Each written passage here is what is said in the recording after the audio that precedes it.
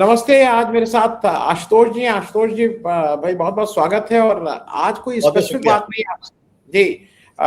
आपसे सिर्फ समझना और एक जिसको कहते हैं ना कि मन की भड़ास कहाँ निकालें, तो शायद हम लोग भड़ास तो नहीं बोलेंगे, लेकिन एक एक कभी कभी लगता है कि क्या हो रहा है। और राजनाथ सिंह जी का जो इशू आया उसके बाद इसको जिस भोंडेपन से उसको भी डिफेंड कर रहे हैं कि उनका मतलब ये था, उनका मतलब ये था। मंदिर की चोरी को भी डिफेंड किया जा रहा है, नीट और कल टीईटी का भी हो गया, सबको डिफेंड। मैं एक चीज इसको समझना चाह रहा हूं जरा आशुतोष जी, जैसे आप देख रहे हैं over a period of time जब हम लोग बड़े हो रहे थे तो गांधीवादी एक सोच मानी जाती थी, और उसी गांधीवादी सोच का एक सब सेक्टर था सोशलिस्ट, समाजवादी आंदोलन। और समाजवादी प्राइमरली गांधीवादी होना जरूरी था और तब वो समाजवादी भी होता था, कुछ इस तरह की एक चीज। लेकिन आज जो जो पूरा तंत्र है, वो बीट जुडिशरी बीट एनीथिंग, वो आरएसएस की, अब आरएसएस की सोच क्या है, मतलब वो जो सोच है वो जो बहुत समझ में नहीं आती थी पहले, तो ये था कि हिंदू लोगों की एक वो है कि हिंदुओं का। लेकिन जो अब समझ में आ रहा है ये तो झूठ बोलना, मंदिर से चोरी लगातार, और नहीं ऐसा व्यवस्था बना देना कि वो लगातार रोज चोरी होती रहे। शिक्षा की बात हो ही रही है। मैं जरा यहीं से शुरू करना चाह रहा हूँ, जो राजनाथ सिंह जी ने कल, मतलब मुझे लगता है कि गलती हो सकती है, गलती हो गई होगी, उस समय उनको नहीं पता था। आज एक दो लाइन में माफी मांगते देश उन जवानों से कि भाई अब ये गलती से हुआ था, उस समय तक नहीं पता था, उसके बाद वो आए, हम इसको करना, मामला खत्म हो जाता। लेकिन अब उसको जस्टिफाई करना, और क्योंकि मैं फौज के प्रति, हम सब लोग बहुत संवेदनशील हैं, हमें कहीं कहीं लगता है कि हमने फौज के साथ हमने भी धोखा किया है, क्योंकि लोग कहते हैं आपसे क्या मतलब। अरे भाई हमारे भी तो प्रधानमंत्री, हमारा हमने वोट दिया नहीं दिया अलग बात है, लेकिन हमारे वोट से भी वो वहां पे बैठे हुए हैं। और अगर हम चुप हैं, मैं यहीं से शुरू कर रहा हूँ, राजनाथ सिंह जी की जो ये एक झूठ बोलने की प्रवृत्ति, जो इससे शुरू करते हैं आशुतोष। देखिए, मैं ये तो नहीं कहूंगा कि झूठ बोलने की उनकी प्रवृत्ति है, लेकिन एक बात हमको समझना पड़ेगा कि ये वो सरकार है जिसमें आपने शुरू में याद किया होगा 2014-15 में जब राजनाथ सिंह ने खुलकर कहा था कि हमारी सरकार में इस्तीफे नहीं होते। तो अब ये भी आप उसके आगे जोड़ लीजिए जो अनसेड है कि हमारी सरकार में गलतियां भी नहीं मानी जाती। और क्योंकि गलती मानना इनको लगता है इनकी हेठी है, और अगर गलती मान लेंगे तो इनकी बड़ी कमजोरी जाहिर हो जाएगी। तो ये वो सरकार है जो किसी तरीके से किसी भी तरीके की कमजोरी को पब्लिक के बीच में नहीं लाने देना चाहती। आपको याद होगा कि जब किसानों का जब मसला भी आया था तो करीब 1.25 साल किसान बैठे रहे, और उसके बाद जब प्रधानमंत्री जी ने ये नहीं माना कि हमसे गलती हुई, बल्कि ये कहा कि लगता है हम किसानों को समझाने में नाकाम रहे। ये जो प्रवृत्ति है ये दरअसल अहंकार से निकली हुई एक एक एक, एक तर्क है, जिसमें कि किसी भी तरीके से अपनी गलती को मानना अपनी हेठी है, और ये मूलतः अपने स्वभाव में एक गैर लोकतांत्रिक परंपरा है।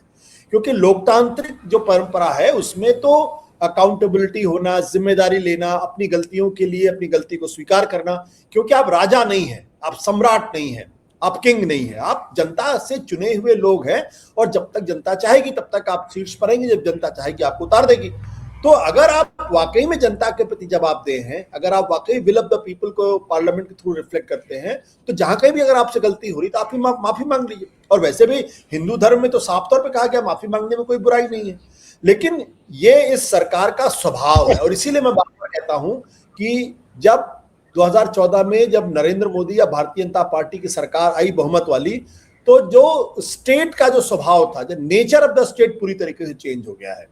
और अब उसमें जो आइडियोलॉजिकल कंटेंट है, जो अपने आप में जिसकी क्रेडिबिलिटी बहुत ज्यादा नहीं है, और वैसे भी आपको याद होगा डॉक्टर आरएसएस की विचारधारा के बारे में, और आरएसएस के बारे में तो पंडित नेहरू और पटेल की भी एक तरीके की सहमति थी, कहते कुछ है करते कुछ। अगर कहें पूरब में जा रहे तो इसका मान के चलिए कि पूरब के अलावा बाकी तीनों दिशाओं में ये लोग जा रहे होंगे। ये इनका स्वभाव है, इससे अलग हटके आप कुछ नई उम्मीद इनसे नहीं कर सकते। जो राजनाथ सिंह ने जो on the floor of the house कहा था कि भाई कहीं कोई किसी कोई नुकसान नहीं हुआ, कहीं कोई हताहत नहीं हुआ। कायदे से अगर आप देखें तो अगर डेमोक्रेटिक सिस्टम हो तो ये प्रिविलेज ऑफ द हाउस है। ये अपने हाउस को गुमराह करने की कोशिश की, यानी विल ऑफ द पीपल को आपने गुमराह करने की कोशिश की। उनके खिलाफ प्रिविलेज मोशन मूव होना चाहिए, और उनको उसकी जो भी सजा संभव है संवैधानिक तरीके से वो मिलनी चाहिए उनको। कि आपने कहा कहीं कुछ नहीं हुआ, और बाद में आपकी सरकार कहती कि 6 जवान हमारे शहीद हुए। तो दोनों चीजें एक साथ तो सही नहीं हो सकती। और मैं ये मानने के लिए तैयार नहीं कि देश के रक्षा मंत्री को इस बारे में जानकारी नहीं होगी। भाई अगर आपको जानकारी नहीं थी तो फिर आप रक्षा मंत्री होने के योग्य नहीं है, और अगर आपको जानकारी थी और तब अगर आपने झूठ बोला है या गलत बोला है, गलत बयानी की है, तो फिर आपको माफी मांगनी चाहिए देश से कि आपने देश को गुमराह किया। तो इसलिए मैं इस तथ्य को नहीं मानता कि ये लोग झूठ बोलते हैं। ये लोग दरअसल ये स्वभाव ही है इस पूरी विचारधारा का। और खास तौर पर जब से नरेंद्र मोदी देश के प्रधानमंत्री बने, उन्होंने पूरी तरीके से भारतीय जनता पार्टी को बदल दिया है। अगर यही अटल बिहारी वाजपेयी की सरकार होती तो पहली बात किस तरीके की बातें संसद में नहीं बोली जाती, और दूसरी बात अगर हो भी जाती तो भी वो उसको स्वीकार कर लेते, गलती को मान लेते। तो वो क्योंकि कहीं ना कहीं अटल बिहारी वाजपेयी, लाल कृष्ण आडवाणी उस संसदीय व्यवस्था में लंबे समय तक थे। उनको संसदीय व्यवस्था की जो बारीकियां हैं, जो उसकी परंपरागत जो उसके मूल्य हैं, उनके प्रति उनके मन में कहीं ना कहीं सम्मान था। अब जो सरकार आई है, इसको भारत की लोकतांत्रिक परंपरा से कोई बहुत ज्यादा सम्मान भी नहीं है, और कोई बहुत ज्यादा इनका कोई स्टेक भी उसमें नहीं लगता। और ये एक अहंकार से डूबी हुई एक सरकार है जो मानती है कि हम गलती करते ही नहीं है, कोई भी गलती हम नहीं करते, इसलिए हर चीज को जस्टिफाई करते हैं। चाहे वो राम मंदिर का सवाल हो, चाहे फिर वो मध्य प्रदेश के मुख्यमंत्री के ऊपर जो गंभीर आरोप लगे वो प्रश्न हो, चाहे आप देख लीजिए कि टैरिफ के मसले पर कितना बवाल हो गया है, लेकिन कहीं कोई गलती मानने को तैयार नहीं है। तो इसलिए कोई बहुत ज्यादा उम्मीद करना मेरे ख्याल से ठीक बात नहीं होगी इसमें। जी जी, मैं आशुतोष जी से इसलिए कह दूं, हम सब लोग के जो दोस्त, मेरे घर में मेरे भाई, मेरे बहन, फौज में जो जाता है आदमी, उसको शायद जो एक चीज होती है ना कि इफ इज नॉट रिकॉग्नाइज, शहादत कोई अगर करता है तो ये माना जा, उसको आप रिकॉग्नाइज करें, वही उसका पारितोषिक है, वही। इसीलिए वो 10, 100, 1000 लोग और मोटिवेट होते हैं कि देखो उस गांव में वो फलाना था। हम और आप भी, आप उस मोहल्ले में रहते हैं, उनके लड़के हैं, उनके लड़के उस गांव में थे, उनको शहीद हुए। आप अगर ये कर रहे हैं तो आप न केवल इसको बल्कि इंस्टीट्यूशन के साथ, ये सिर्फ झूठ की बात नहीं है, it is a larger question, आप इंस्टीट्यूशन को कमजोर करके खोखला कर रहे हैं। मैं अब एक और चीज पे आ जाऊं, ये जो मंदिर में जो चोरी लूट, इसका नाम क्या किया जाए, क्योंकि ये ऑर्गेनाइज था। अब अजीब सी चीज ये हो रही है कि जिसने चोरी की वही एफआईआर लिखवा रहा है, मतलब ट्रस्ट ने चोरी की, ट्रस्टी एफआईआर लिखा रहा है, ट्रस्टी आज स्टेटमेंट दे रहा है कि नहीं कोई छोड़ा नहीं जाएगा। ट्रस्ट के अगेंस्ट एसआईटी वो होती है, वही ट्रस्ट के एक पदेन सदस्य को जाके वो सौंप देती है। अब इसको कुछ भी कहें, ये एक जैसे मैं पूजा पाठ करने वाला हिंदू, पूजा पाठ करता हूं मैं, हालांकि उस राम मंदिर के प्रति मेरी बहुत आस्था नहीं है, ये भी मैं साफ कर दूं, लेकिन एक बड़ा वर्ग जो ईस्टर्न यूपी का और यूपी का है, मैं बाहर का तो नहीं कह सकता हूं, वो इससे आहत है। क्योंकि आप दान से कुछ करा लीजिए, लेकिन जो एक ऑर्गेनाइज चोरी हो रही है और चंपत राय जी और सीना चोरी कर रहे हैं, ये आपको लगता है कि ये वही प्रवृत्ति इनको ले डूबेगी जो अभी आपने कहा कि गलती मानने ही को नहीं तैयार? देखिए, एक चीज हम थोड़ा इस बात को समझ लें कि दरअसल ये जो पूरा मसला है, राम मंदिर का मसला है, ये दरअसल इतना गंभीर सवाल है क्योंकि जो हिंदुत्व का जो कोर है वो है राम मंदिर। मतलब आपने धारा 370 में कुछ भी कर लिए, लोगों को बहुत ज्यादा फर्क पड़ने वाला नहीं है, या आपने यूनिफॉर्म सिविल कोड कर दिया, उसका भी कोई बहुत ज्यादा फर्क लोगों को पड़ने वाला है। लेकिन राम मंदिर का प्रश्न जो है वो हिंदुत्व के कोर में बैठा हुआ है, और आपने उस भगवान राम के आधार पे लोगों की भावनाओं, लोगों की आस्थाओं का एक तरीके से दोहन करके आपने एक आंदोलन किया, बाबरी मस्जिद को ढाया, और उसके बाद राम मंदिर का निर्माण किया, सिर्फ ये कहते हुए जिस हिंदू का खून न खोला खून नहीं वो पानी है, जो भगवान राम जो राम मंदिर के काम न आया वो जवानी है। ये नारा था इनका। मतलब हर हिंदू के खून को खौलाने वाले नारे दिए जाते थे, और उसके आधार पे आपने लोगों की भावनाओं का दोहन किया, दोहन करके उस पे आपने चुनाव की रोटी सेकी, और अब सत्ता में आप काबिज है। तो जो एक बहुत बड़ा तबका जो हिंदुओं का जो भारतीय जनता पार्टी के साथ जुड़ा, वो राम मंदिर के सवाल पे जुड़ा है, और अगर उस पे अगर कहीं दरार पड़ती है तो ये इनको बहुत गहरे घाव देकर जाएगा।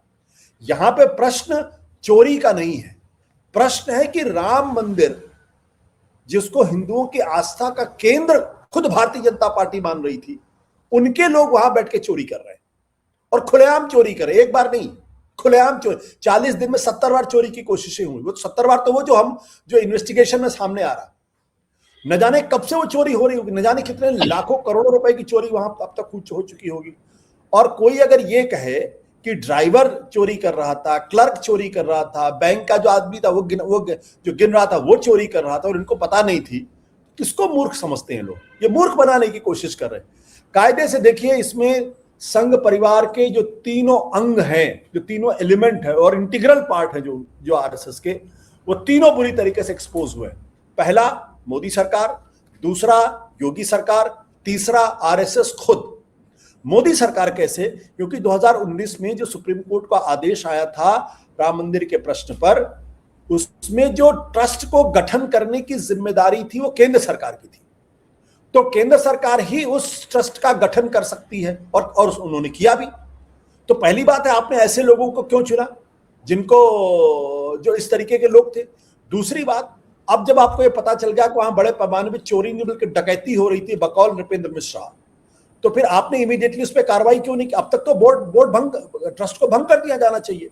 क्योंकि अगर ट्रस्ट के वो लोग जिनके ऊपर आरोप लग रहे हैं अगर अपने पदों पर बने रहे और पिछले 20-25 दिन से लगातार अपने पदों पर बने रहे, तो शक्तिशाली लोग हैं, सारे एविडेंस इन्होंने नष्ट कर दिए होंगे। तो पहला काम होना चाहिए ट्रस्ट को भंग करना, ताकि जो शक्तिशाली लोग हैं वो मंदिर के आसपास भी दिखाई ना पड़े। वो आपने इंश्योर नहीं किया, तो इसकी जिम्मेदारी कौन लेगा? भाई आपने वो बहुत भयानक भव्य तस्वीर देखी होगी जब प्रधानमंत्री नरेंद्र मोदी 22 जनवरी को मंदिर के अंदर अकेले घुस रहे थे, सैकड़ों कैमरे लगे हुए थे और ऐसा लग रहा था जैसे कि एक साक्षात महामानव राम के मंदिर में जा रहा हो। तो आपने वो तस्वीर खिंचाई, अब आपको ट्रस्ट नहीं भंग कर रहे हैं तो आप एक्सपोज। दूसरी बात, जैसे ही कहीं चोरी होती है, जो सिद्धांत है, आपके घर में चोरी हो, मेरी घर में चोरी, भगवान राम के घर में चोरी हो, जैसे ही चोरी होती है पहला काम होता है एफआईआर दर्ज करना।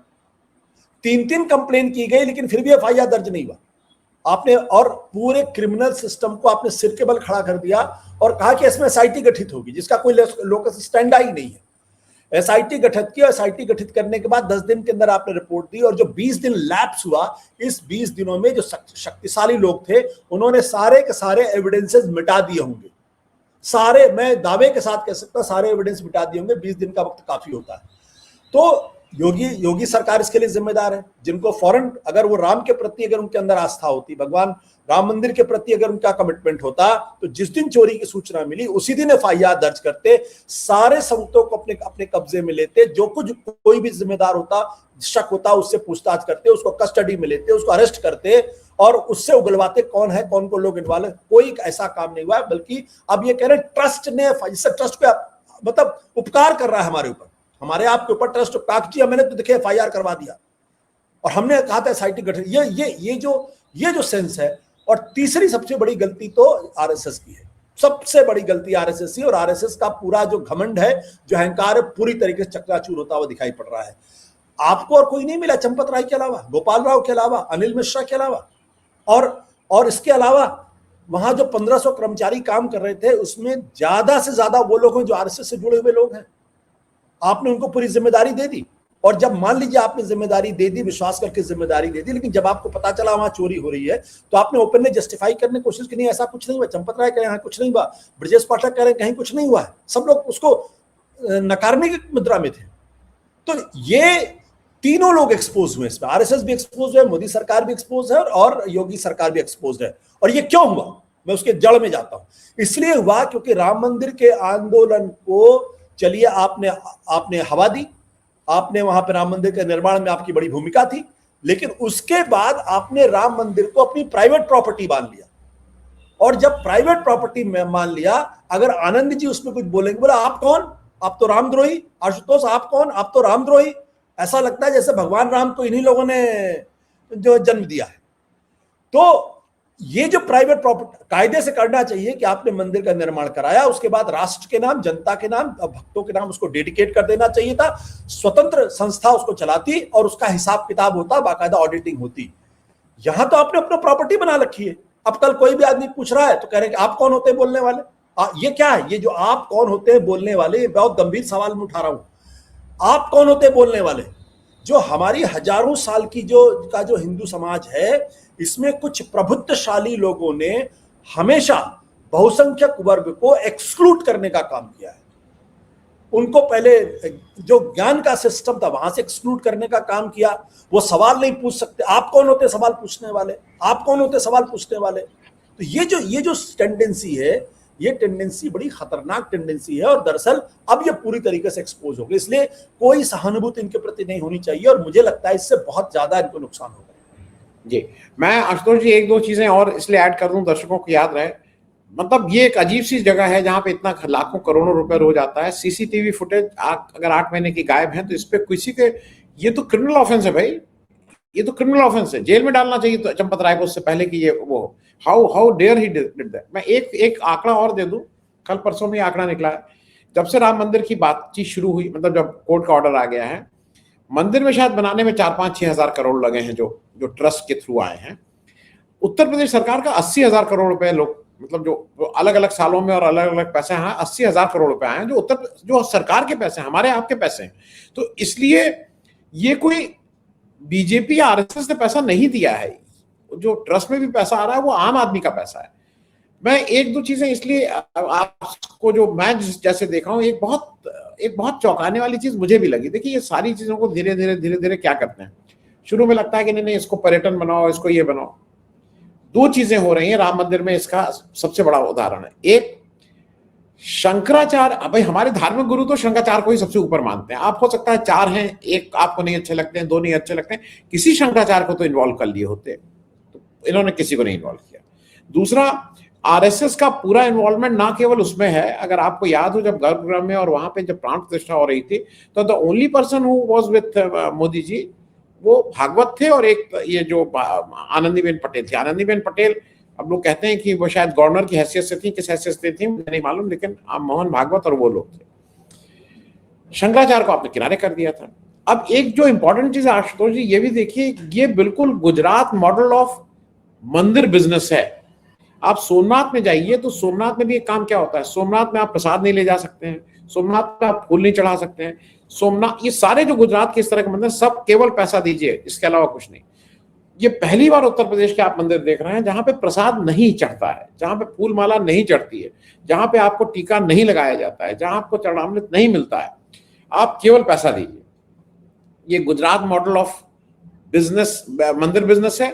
पैसा आए और पैसे की बंद को फिर बांटना आसान हो जाता है। प्रसाद क्या करेंगे, पन्नों को होगा, ये होगा, चावल आएगा। ईस्टर्न यूपी में अगर आपको याद हो तो आटा, दाल, चावल, मालूम नहीं क्या क्या चढ़ा देते हैं लोग। इस पे भी मैं एक बहुत छोटी टिप्पणी चाहता हूँ, ये बिल्कुल सोची समझी रणनीति है कि एक ऐसा बिजनेस मॉडल बनाओ जहां पे प्रसाद की व्यवस्था रखो ही मत, केवल पैसा आए और फिर हम उसको कैसे लूटें। देखिए आनंद जी, इसमें जो बड़ा सवाल है, मैं तो इसको मंदिर निर्माण के बाद से नहीं जोड़ता हूँ, मैं इसको मंदिर निर्माण के बहुत पहले से जोड़ता हूँ। इसलिए मैं और ये एक सिस्टमेटिक तरीके से राम मंदिर को अपने कब्जे में लेने की एक कोशिश का ये नतीजा है। इसलिए मैं ये बात कह रहा हूं कि अगर आपको ध्यान होगा, भाई आरएसएस का जन्म तो 1925 में हुआ, और जो रामलला प्रकट हुए, रामलला को जो रखा गया गलत तरीके से, जो तो सुप्रीम कोर्ट भी यही कहता है जी, सुप्रीम कोर्ट भी यही कहता है, तो जिसको ये कहते हैं रामलला प्रकट हो गए, तो 1949 में प्रकट हुए एक तरीके से मान के चलिए। आरएसएस कहाँ था? आरएसएस का कोई इन्वॉल्वमेंट नहीं था, हिंदू महासभा का इन्वॉल्वमेंट था उसमें।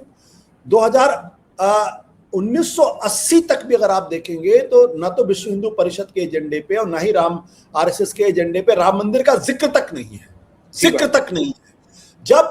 जब मीनाक्षीपुरम में मुसलमान जब कन्वर्जन बड़े पैमाने पर होता है, उसके बाद इनको लगता है कि उसके रिएक्शन में ये मुद्दे की तलाश में होगी कि कैसे उसको काउंटर करें। तब विश्व हिंदू परिषद, आपको याद होगा, रामलीला मैदान पे एक सभा हुई थी जिसमें बाला साहब देवरस ने कहा था, भाई ये राम मंदिर का ताला का क्या मसला है। वो एक इशारा था, और उसके बाद आपने देखा कि राम की शिलाएं लेके लोग घूमने लगे, राम पिजड़े के अंदर, सीखचों के अंदर बंद वो तस्वीरें लेके घूमने लगे, और वो सारी चीजें उसके बाद भी बीजेपी के एजेंडे पे नहीं आया। बीजेपी के एजेंडे में आता पालनपुर में जब इनका वो सम्मेलन होता। तो राम मंदिर के मसले पर इनकी प्रतिबद्धता पहले से ही संदिग्ध थी। अगर राम के प्रति इनकी आस्था होती तो 1925 ने 1949 के बाद उनके एजेंडे पर राम मंदिर होता। लेकिन इन्होंने जब गौ हत्या पर अपना देख के उस मुद्दे को जब पूरी तरीके से इनको समझ में आ गया इससे कुछ नहीं होने वाला, पर भी इंतजार करते थे। तो मैं जो कहना चाहता हूं ये कि दरअसल ये एक पॉलिटिकल मूव था, और इत्तेफाक की बात है इनके लिए क्लिक भी किया उसने, और क्लिक किया। लेकिन जब से राम मंदिर निर्माण की बात हो रही है, गिरने के पहले से, तब से बाकायदा लोगों से पैसे लिए गए, चंदा वसूला गया, उसका आज तक एक पाई का हिसाब इन लोगों ने नहीं दिया है। एक पाई की ना तो ऑडिटिंग हुई, ना उसका हिसाब दिया गया। भाई वो जनता का पैसा है, राम भक्तों का पैसा, तो बताइए ना आपके पास कितना पैसा है, कहां क्या खर्च हुआ, और जो पैसा बचा उसका आपने कहां क्या इस्तेमाल किया, कहीं कोई इसका जिक्र नहीं है। उसके बाद राम मंदिर का निर्माण हो गया, चढ़ावा हो रहा है, चढ़ावे में लगातार चोरी हो रही है। और आप बिल्कुल सही कह रहे हैं, अगर आज की तारीख में अगर आप अयोध्या में चले जाएं, तो जो दरअसल हम लोग तो अयोध्या के रहने वाले, आप भी आसपास के रहने वाले हैं, आप जानते हैं किस तरीके से पूरे इलाके का कमर्शलाइजेशन कर दिया गया। राम जो आस्था का केंद्र है, राम जो दरअसल हमारी आपकी स्पिरिचुअलिटी का के केंद्र में है, जो आध्यात्मिक नगरी थी, अब उस आध्यात्मिक नगरी को पूरी तरीके से कमर्शियल नगरी में कन्वर्ट कर दिया गया है। और यह सबसे दुखद पहलू है। सबसे दुखद पहलू यह है कि आपने राम का भी व्यापार कर दिया है। अरे भाई, आपकी राम के, मैंने कहा ना कि अगर आपकी आस्था होती तो जैसे आपने मंदिर बनाया, मंदिर बनाने के बाद आप उसको देश के नाम, राष्ट्र के नाम डेडिकेट कर देते, इंडिपेंडेंट तरीके से उसका कार्य संचालन होता और आप गर्व से कहते। लेकिन आपने तो कहा नहीं, आपने तो चंपत राय को वहां बिठा दिया, गोपाल राय को बिठा दिया। और ये पहला वाकया नहीं है।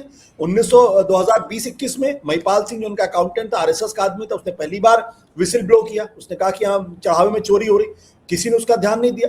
उसके बाद में एक ऑडिट फर्म्स आती है, ऑडिट फर्म करती है और ऑडिट कहती है यहाँ पे कोई एसओपी नहीं बनाया गया, सेकंड और थर्ड लेवल की जो चेकिंग होने 6 साल हो गए, उसमें भी कोई कार्रवाई नहीं। उसके बाद 2021-22 के आसपास आप देखिए जमीन का घोटाला सामने आता है कि 1.28 हेक्टेयर की एक जमीन जो 2 करोड़ में खरीदी जाती है और 10 मिनट के अंदर उसको 18.5 करोड़ में ट्रस्ट को ही बेच दी जाती। अरे चलिए, आपने जमीन खरीदी, आप किसी और को बेच देते तो मुझे कोई आपत्ति नहीं होती। आप भगवान राम को जमीन दे रहे हैं और उन्हीं को आप चूना लगा रहे हैं। भाई 2 करोड़ की जमीन आपने किसी से खरीदी, 18.5 आपने ट्रस्ट को ही बेच दी। सोचिए कितने ईमानदार लोग हैं। तो ये जो आपने कहा कमर्शियलाइजेशन का जो पूरा एंगल है, आज की तारीख में, मैं पिछले 6 महीने पहले मैं अयोध्या गया था, मैं तो देख के दंग था। वहां हर जगह सिर्फ पैसा पैसा पैसा पैसा। पार्किंग तो खास लोगों को मिल रहा है, वहां जो निर्माण है वो खास कंपनियों को मिल रहा है और खास जगह के लोगों को मिल रहा है। ये काम सिर्फ अयोध्या में नहीं है, आप बनारस चले जाएं, मेरा तो जन्म बनारस हुआ है, वहां भी यही हाल है। इलाहाबाद चले जाए, सब जगह वही हाल। पार्किंग तक की जो वो टेंडर है या जो जिम्मेदारी दी जा रही है, वसूली की जा रही है, वो सब वहां गुजरात के लोग दिखाई पड़ते हैं। ऐसा क्यों? लेकिन नाव जो हैं, जो बनारस में जो नाव के ठेके हैं, वो भी गुजरात के लोग। क्यों भाई, ऐसा क्यों है? क्या और लोग धंधा नहीं करना जानते? क्या उत्तर प्रदेश के लोगों ने को धंधा करने नहीं आता? जी, अब आशुतोष जी, एक जो अंतिम बात है और उस पर ही खत्म करेंगे, क्योंकि वो एक ऐसा सब्जेक्ट है जिसपे बहुत ही डिवाइडेड ओपिनियन है। बात आ रही है इस समय देश में विपक्ष के नेतृत्व की। हुआ क्या कि जितने प्राइम मिनिस्टर कैंडिडेट थे, वो चाहे शरद राव साहब हों, अरे माफ कीजिएगा, शरद पवार साहब हों, केजरीवाल साहब हों, ममता बनर्जी जी हों, ये सारे लोग धीरे धीरे प्राइम मिनिस्टर कैंडिडेट की रेस से बाहर हो गए। अपने आप ही इनको कुछ ऐसा इलेक्शन ही नहीं कर दिया कि बाहर हो गए। अब एक दो कैंडिडेट बचे हैं, अखिलेश जी बचे हैं और स्टालिन साहब का शायद वो भी हार गए, तो उनका भी। राहुल गांधी इस पूरे उसमें प्रकरण में लोगों को अच्छा लगे या ना लगे, अब तो वो ऐसी मजबूरी हो गए हैं। और मैं आपको 2 दिन पहले की बात बता दूं, ये जो मैं समाजवादी बैकग्राउंड से आता हूं, तो मेरे बहुत से दोस्त समाजवादी उसमें हैं, उनको आज भी गले के नीचे राहुल गांधी नहीं उतर पा रहे हैं। मतलब एक जो ठोक के बोलते हैं कि मैं इस विपक्ष के साथ इंडिया, वो ऑन एयर मुझसे बहस कर रहे थे कि अच्छा ये बताइए कोटा में पैसा कहां से आया राहुल गांधी के पास, ये तो जवाब देना होगा राहुल गांधी को। अब इस तरह की फ्रिवलस बातें करके, मुझे जो आज की तारीख में जितना मैं समझ सकता हूं, मैं तो पॉलिटिक्स, आप भी पॉलिटिक्स में रहा, मैं भी पॉलिटिक्स में रहा, राहुल गांधी इज दी, मतलब जो भी अगर कुछ आज की तारीख में, उसके बाद कल कोई निकल आया मुझे नहीं मालूम, आज की तारीख में वो अकेले हैं जिनके ऊपर विश्वास किया जा सकता है। पॉलिसी ठीक है नहीं ठीक है, ये पहले होना चाहिए वो पहला, वो अलग बात है। और उनकी लीडरशिप शायद पार्लियामेंट में तो एस्टैब्लिश हो गई है, लेकिन अभी भी वो लीडरशिप मन से बहुत से लोग नहीं मान रहे हैं। मैं जरा इस लार्जर ऑपोजिशन में लीडरशिप जो क्राइसिस से, अब क्राइसिस है भी नहीं भी है, क्योंकि राहुल गांधी को छोड़ के और कोई है नहीं, लेकिन उसको मन से नहीं मानते हैं। इस क्राइसिस का क्या मतलब है? आनंद जी, आपका समाजवादी बैकग्राउंड है, तो मेरी बात का बुरा मत मानिएगा, मैं पहले से आपसे माफी मांग लेता हूं। मेरी समाजवादियों में किसी तरीके की कोई आस्था नहीं है, कोई किसी तरीके की कोई आस्था नहीं है। समाजवाद के, मैं फिर माफी चाहता हूं तमाम समाजवादियों को जो आपके कार्यक्रम देख रहे होंगे, समाजवाद के लबादे में ये सब लोग विशुद्ध तौर पर सामंतवादी लोग हैं, फ्यूडल माइंडसेट के लोग हैं, इसके अलावा कुछ नहीं है। मैं क्यों ये बात कह रहा हूं? इस देश के अंदर आजादी के बाद जो सबसे बड़ी फोर्स इमर्ज की थी वो थी समाजवादियों की फोर्स थी, सबसे बड़ी फोर्स थी। जिस वक्त लोग आरएसएस की तरफ देखना पसंद नहीं करते थे, जिस वक्त जनसंघ की तरफ लोग देखना पसंद नहीं करते थे, उन दिनों समाजवादियों का जलवा हुआ करता था। और समाजवादियों की एक पृष्ठभूमि भी थी कि कांग्रेस में रहते हुए इन लोगों ने कांग्रेस के बरक्स नेहरू, गांधी और सरदार पटेल की इच्छा के विरुद्ध जाते हुए इन्होंने एक बड़ा समाजवादी आंदोलन भी खड़ा किया था और आजादी की लड़ाई में हिस्सा भी लिया था। जब क्विट इंडिया मूवमेंट होता है तो जयप्रकाश नारायण, राम मनोहर लोहिया का जिक्र आता है उसमें, और उस वक्त ये लोग क्रांतिकारी माने जाते थे, रेडिकल पॉलिटिशियन माने जाते थे। लेकिन आजादी के बाद आप देखिए, संघ परिवार ने अपने आप को बहुत सब्र के साथ काम लिया, एकजुटता से काम लिया, लगातार उन्होंने एक एक कदम आगे बढ़ा के आज यहां पहुंचे हैं। समाजवादियों के अंदर इतना भयंकर अहंकार है, इतनी भयंकर ईगोइज्म है कि ये एक दूसरे के साथ रह ही नहीं सकते, ये सिर्फ एक दूसरे की टांग खींचते हैं। आप देखिए यहां तक कि जयप्रकाश नारायण और राम मनोहर लोहिया एक साथ नहीं रह पाए। राम मनोहर लोहिया की मृत्यु के पहले 3 बार समाजवादी पार्टी में विघटन होता है, 3 बार नाम बदले जाते, एक दूसरे में मर्जर होता, फिर तोड़ते, फिर एक दूसरे में मर्जर होता, फिर तोड़ते। ये हालत थी। जनसंघ कभी टूटी? मैं आपसे पूछूं, एक बार भी नहीं टूटी। भारतीय जनता पार्टी कभी टूटी? एक बार भी नहीं टूटी। उनसे टूटकर कुछ नेता बाहर निकले, कल्याण सिंह, उमा भारती, येदुरप्पा जैसे लोग निकले। भारतीय जनता पार्टी कभी नहीं टूटी, जनसंघ कभी नहीं टूटी, और आरएसएस कभी नहीं टूटा अपने 100 साल के इतिहास में। कांग्रेस पार्टी कई बार टूटी और उसके बाद जब सब कुछ हो जाता है तो 1989 में जनता दल बन जाता है। चलिए, एक उम्मीद होती कि जब सब एकजुट हुए तो 46 सीटें इनके पास आई। भारतीय जनता पार्टी तो 80-82 सीटों पर आकर सिमट गई थी। लेकिन उसके बाद देखिए, आरजेडी, समाजवादी पार्टी, समता party, Janata Dal United, Janata Dal secular, Biju Janata Dal, इनेलो, क्रांतिकारी, ये फलाने ढिमकाने, मतलब इतनी पार्टियों में टूट के अलग हुआ। क्यों? क्या कोई विचारधारा का संकट था? क्या कोई लेफ्ट मूवमेंट की तरीके से कोई विचारधारा को लेकर कोई मतभेद था? बिल्कुल नहीं। मुलायम सिंह यादव लालू यादव के साथ नहीं रह सकते, लालू यादव नीतीश कुमार के साथ नहीं रह सकते, नीतीश कुमार रामविलास पासवान के साथ नहीं रह सकते, रामकृष्ण हेगड़े देवगौड़ा के साथ नहीं रह सकते, देवगौड़ा रामकृष्ण हेगड़े के साथ नहीं रह सकते। देवगौड़ा देखिए क्या हालत है, प्राइम मिनिस्टर बनने के बाद जो पहला काम उन्होंने किया, उन्होंने रामकृष्ण हेगड़े को पार्टी से बाहर कर दिया। पहला काम, प्राइम मिनिस्टर बनने के बाद पहला काम रामकृष्ण हेगड़े को बाहर कर दिया। तो इसलिए समाजवादियों के प्रति मेरे मन में किसी तरीके की कोई श्रद्धा नहीं है। मैं माफी फिर चाहता हूं, तीसरी बार मैं मांग रहा हूं। और क्योंकि अगर आपको देश की चिंता होती तो आप, जैसे भारतीय जनता पार्टी ने, जैसे जनसंघ ने अपनी ताकत का लगातार इजाफा किया, क्या उनके अंदर मतभेद नहीं है? है मतभेद उनके अंदर, लेकिन उनमें एक अनुशासन है। समाजवादियों के साथ दिक्कत क्या है? इनमें अनुशासन है। दूसरी बात क्या है, समाजवादियों ने इस देश के अंदर गैर कांग्रेसवाद का नारा दिया और आज भी अपने दिल दिमाग से गैर कांग्रेसवादी है। ये कांग्रेस को स्वीकार कर ही नहीं सकते। इसलिए भी जो राहुल गांधी के प्रति इनके मन में जो नफरत है वो उसी गैर कांग्रेसवाद का एक उदाहरण है। और इनको लगता है यार कल का लौंडा मुझे राजनीति सिखाएगा, मुझे राजनीति बताएगा। ये जो सोच है, ये सोच है। और मैं बहुत जिम्मेदारी से इस बात को कह रहा हूं कि राहुल गांधी अकेले इस देश के विपक्ष के नेता हैं जिन्होंने मौजूदा राजनीतिक संकट का बहुत साफ तरीके से उसकी विवेचना की है। जैसे डॉक्टर किसी मर्ज का डायग्नोसिस करता है, वैसे उन्होंने डायग्नोसिस की है। और डायग्नोसिस करने के बाद अब वो इस निष्कर्ष पर पहुंचे हैं कि हमको कितना भी वक्त लगे लेकिन इसी रास्ते पर चलना, दूसरा कोई रास्ता नहीं। एक बात हम समझ लें, वो ये कि विचारधारा का मुकाबला विचारधारा से ही हो सकता है। जब तक आप उस विचारधारा के मर्म पे चोट नहीं करेंगे, जब तक उस विचारधारा को आप डिस्क्रेडिट नहीं करेंगे, उसके बरक्स जब तक आप पैरेलल विचारधारा खड़ा नहीं करेंगे, तब तक आप नहीं लड़ सकते। ममता बनर्जी नहीं लड़ सकती, अरविंद केजरीवाल तो कतई नहीं लड़ सकते। समाजवादी पार्टी लड़ सकती क्योंकि उसके अंदर अभी भी एक विचारधारा का एक पुट है, बाकी कोई नहीं लड़ सकता। या आपके उद्धव ठाकरे लड़ेंगे, शरद पवार लड़ेंगे, कहां से लड़ेंगे, किस तरीके से लड़ेंगे? बीजू जनता दल लड़ेगी, कहां से लड़ेंगे? तो और अगर इनके अंदर विचारधारा की ताकत नहीं है तो कम से कम राष्ट्रीय सोच तो होती।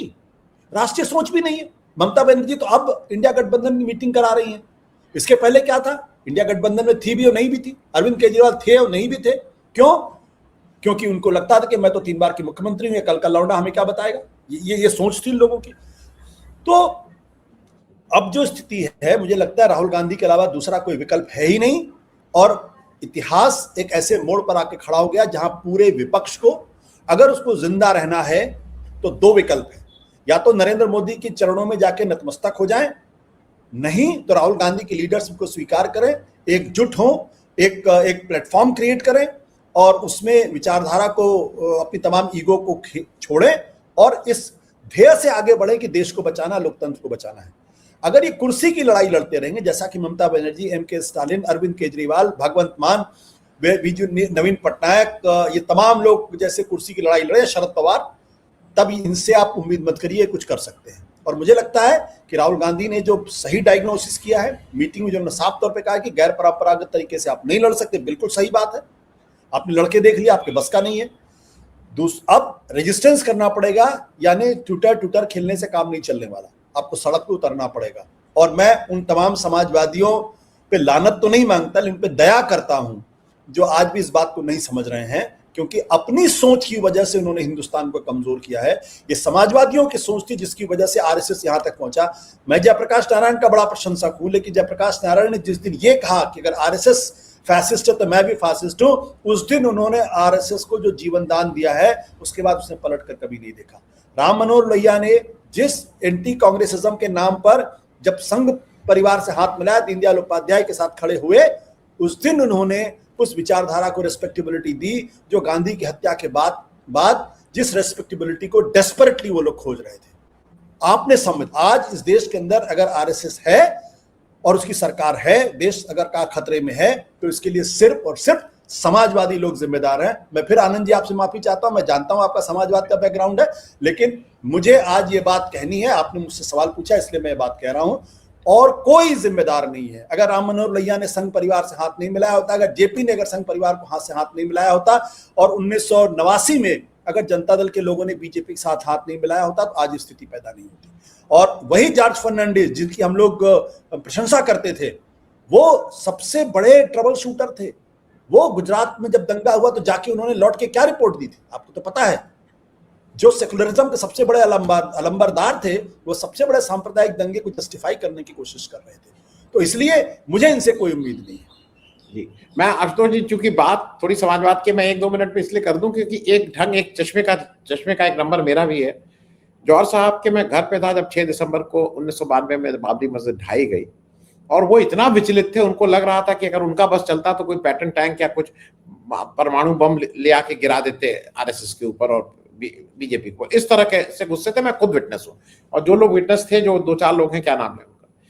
फिर जौहर साहब ने जाके, ये तो सही बात है कि उन्होंने जो वॉशिंग मशीन का काम शुरू किया, तो वॉशिंग मशीन ओरिजिनली उन्होंने लगाई, एक सेकुलरिज्म की सेंटिटी दी, और केवल गुजरात दंगों को नहीं किया उन्होंने। ग्राहम स्टेन्स, मतलब जो एक आदमी को जला के मार दिया था, उसको भी जाके उन्होंने जस्टिफाई करने किया था।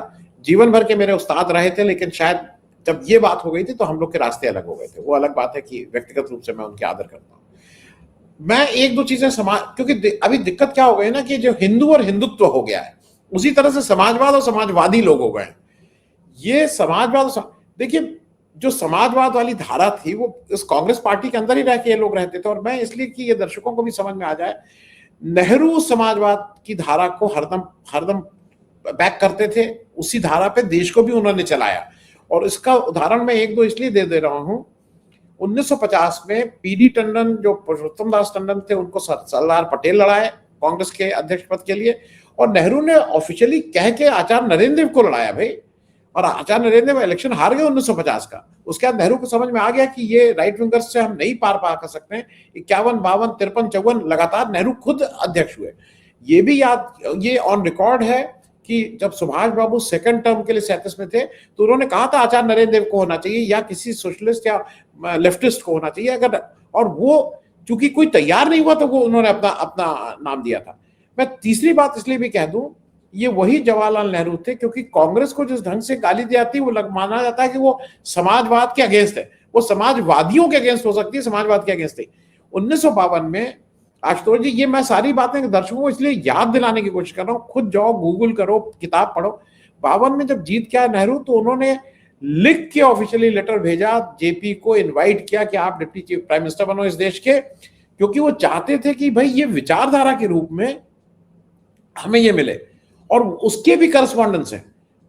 आचार्य नरेंद्र और डॉक्टर लोहिया ने इसके बहुत विरोध किया कि बिल्कुल नहीं जाना चाहिए। अशोक मेहता और आचार्य कृपलानी, ये लोग बिल्कुल थे कि वहां अगर सरकार के अंदर हम जाएंगे तो हमारा एक लार्जर रोल होगा, हम शायद ज्यादा इफेक्टिव होंगे। ये बातें मैं सिर्फ इसलिए वो कर देना चाह रहा हूं कि ये आज की तारीख में क्या है ना कि जो लाल टोपी लगा ले वो समाजवादी, जो ये नहीं, ये आपने आनंद जी जो बातें, सॉरी मैं आपके बीच में टोक रहा हूं, आपने जो बातें कही वो बिल्कुल सही है। मैंने जो बात कही, मैंने कहा कि ये समाजवादियों के लबादे में बड़े बड़े फ्यूडल लॉर्ड्स, मैं जो बात कर, देखिए जब आजादी की लड़ाई हो रही थी तो उसमें बहुत स्ट्रॉन्ग समाजवादियों का एक गुट था, और उस समाजवादियों के गुट के नेता जवाहरलाल नेहरू थे। जवाहरलाल नेहरू थे उस गुट के नेता, जिसमें जयप्रकाश नारायण, सुभाष चंद्र बोस, आचार्य, लेकिन लोग थे भाई। लेकिन जो उनकी सबसे बड़ी खासियत थी, और उस समय के जो नेता थे उनका व्यक्तित्व इतना विराट था कि पटेल और नेहरू के बीच में लगातार टकराहट हो रही थी, जबरदस्त टकराहट होती थी, क्योंकि पटेल एक हिंदुत्ववादी ना होते हुए भी हिंदूवादी नेता थे, और नेहरू इस बात को पसंद नहीं करते थे। लेकिन पटेल के जाने के बाद देखिए, गांधी जी को 1939 में किसने हराया था? नेहरू, सुभाष चंद्र बोस ने हराया, जब पट्टाभी सीतारामैया। लेकिन उन दिनों क्या था कि अकोमोडेशन था, आप फ्यूडल लॉर्ड की तरह बिहेव नहीं करते थे, आप डेमोक्रेट्स की तरीके से बिहेव करते थे। आप दूसरे के मतभेद से, आपके तीखे मतभेद हुआ करते थे, एक दूसरे पर हमले होते थे, इस्तीफे की धमकी होती थी, इस्तीफे भी दिए जाते थे, ऐसा नहीं था भाई। जिस दिन गांधी जी की मृत्यु हुई उस दिन सुभाष, नेहरू और पटेल के बीच में जो मतभेद हो गए थे, जिसमें पटेल ने इस्तीफा दे दिया था, तो वो बैठकी करनी थी, मध्यस्थता करनी थी गांधी जी को। लेकिन आपने देखा गांधी जी के जाने के बाद भी कांग्रेस पार्टी नहीं टूटी, जब तक नेहरू जिंदा रहे तब तक कांग्रेस पार्टी नहीं टूटी। वो अपने एडवर्सरीज को साथ लेके चलना जानते थे। इसलिए मैं कह रहा हूं कि जो वो समाजवादी लोग थे, अगर वो डेमोक्रेट होते, अगर वो मन से लोकतांत्रिक होते, तो सबको साथ लेके चलने की बात करते थे, जो राम मनोहर लोहिया में नहीं था। मैं इसको बार बार दोहराऊंगा, जयप्रकाश नारायण में नहीं था, और ये मैं दोहराऊंगा, और ये इनकी कमजोरियां थीं।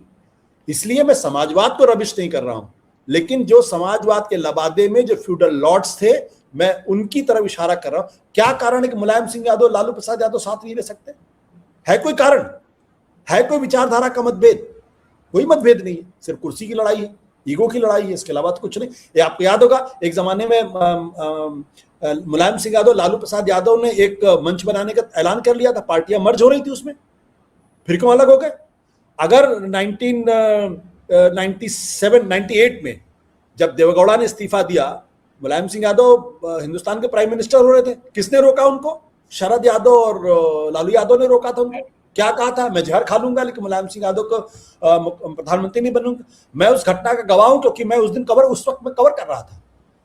तो मैं जो कहना चाहता हूं कि ये लोग समाजवादी थे, मुझे उसमें कोई संदेह नहीं है, लेकिन समाजवाद के लबादे में जो ये सामंती लोग थे, उनकी वजह से आरएसएस यहां तक पहुंचा। आरएसएस अपने स्वभाव में सामंतवादी है, लेकिन अपने कार्य पालन में एक अनुशासन का पालन करती है, और जिसकी वजह से आज तक आरएसएस में टूट नहीं हुई, आज तक बीजेपी में टूट नहीं।